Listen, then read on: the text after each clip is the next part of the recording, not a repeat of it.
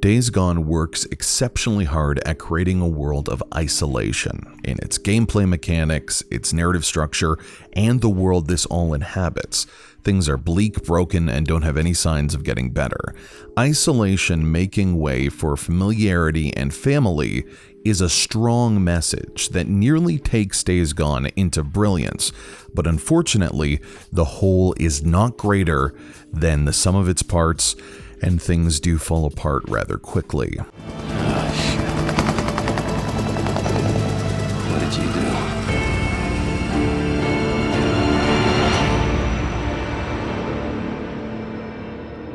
Days Gone is set in the very post-apocalyptic world of Oregon, America, where the only people that have survived the zombie death march are bikers, prison guards, and libertarians, it looks like.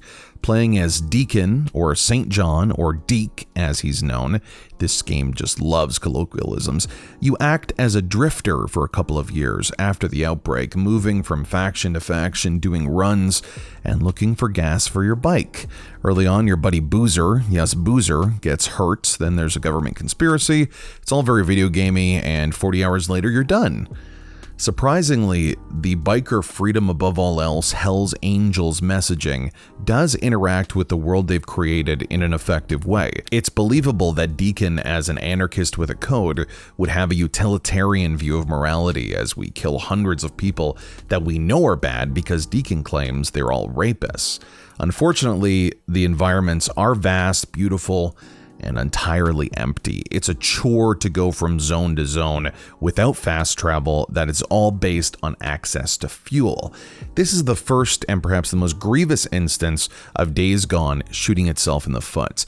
You need fuel to do anything on your bike, and the game wants you to do a lot of stuff on that bike. Despite characters opining on the beauty of hitting the open road and what it means, especially early on, there is no incentive whatsoever to explore in this vast, ultimately empty world because of the cost of fuel, which you usually have to solve by running to find some yourself or spending far too much money at a friendly faction base. The environments do change, the zombies are vast, and people in each of these local bases are surprisingly well-rounded, with Deacon able to name and be familiar eventually with almost every human of importance in this area. Interacting with other people in the game is almost always great. It's just a shame they make it so hard to do. As for the zombies, they shift from a minor annoyance in gameplay to an existential threat at a moment's notice. If you make a single mistake, fire a gun without a silencer, or be in the wrong place and run instead of walk between those two bushes, get ready for 3 to 4 screaming zombies to transform into a horde of hundreds. A surprisingly scary sight, especially when your limited toolset is even more limited by 1 or 2 weapons. The central quest for Deacon involves his dearly departed wife, the mistakes he's made that led to her death, and what he can do now to be better.